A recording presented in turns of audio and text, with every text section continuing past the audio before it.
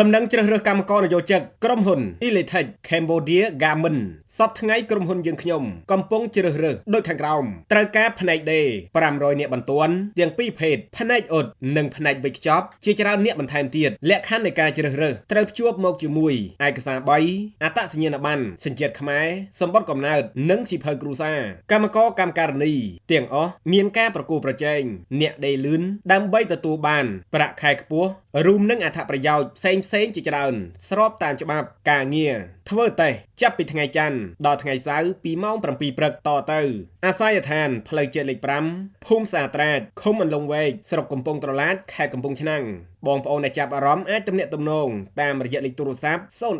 48 77 57សាកសួរបានក្នុងម៉ោងធ្វើការសូមคลิกសេបន្តដើម្បីបងប្អូនដែលកំពុងស្វែងរកការងារធ្វើពិសេសបងប្អូនអ្នកកំពុងឆ្នាំងក្រុមហ៊ុន Elitech Cambodia Garment ត្រូវការជ្រើសរើសកម្មករនិយោជិត500នាក់បន្ទាន់ទាំងពីរភេទបានទទួលដំណឹងនេះផង